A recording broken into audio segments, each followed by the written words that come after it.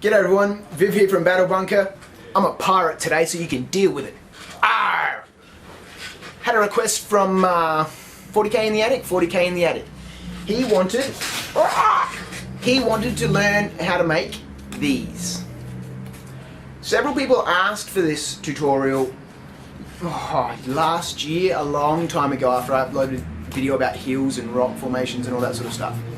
Now, as I mentioned in the other video, I might have mentioned it in one of the off the table videos the other night, that this is made from a beaded polystyrene, white polystyrene, so we don't get all the cool sort of textures, etc., that you get when blue and pink foam tears. Anyway, let's jump into looking at a couple of different types of foams, and I'll explain a few things there, and we'll jump into carving and cutting, etc. It's really basic, straightforward, man. Like I mentioned, 20 of these in a day, no worries, start to finish.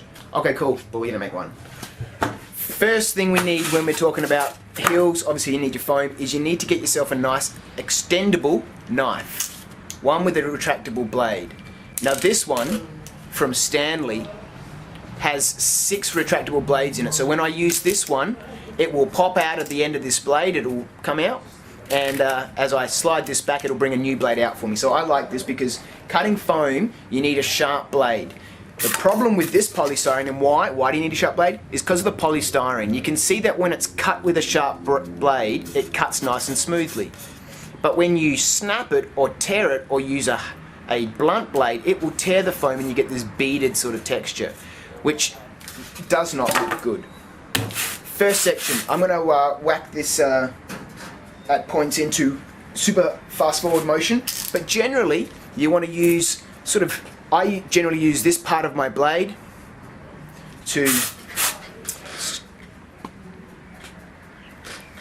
just shave away at the foam. So this is a square shape. I'm going to make it into a slightly round shape, and you can watch as I go along.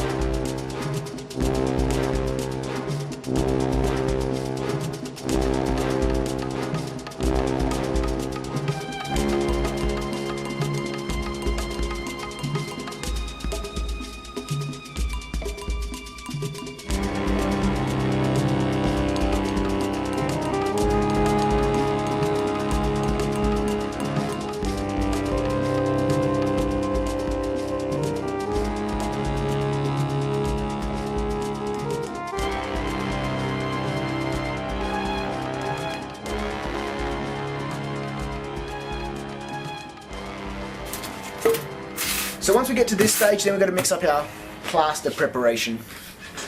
I am going to add a little bit of sawdust to this mix just to thicken that slurry up a little bit. Not a huge amount, I'm just going to add a little bit. And we need an old paintbrush now. Oh yeah, maybe that paintbrush is a little bit too old. This paintbrush will work. Then we just want to... Oh, this bristles are real soft on this brush. It's time for me to replace my brushes. Yeah, that brush is disastrous. Have a look at that. That brush is dead. need to find a different brush. This brush might work. Oh, this is a bit better. So I've left this plaster on here a little bit too long while I went stuffing around trying to find stuff. But plaster will set up pretty quick, so you want to get this on there.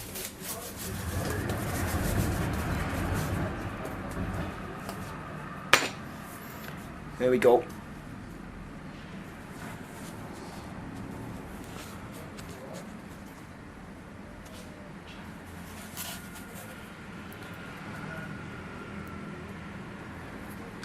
Okay, so this has been drying for a little while. I did have the heater on it. There you go. You can see how it finishes up. From here, it's just a matter of black basing it and then painting it in whatever sort of scheme that you want to paint it in. Too easy, guys. So, John, I hope that helps you, mate. Take care, and I'll catch you guys next time. See ya.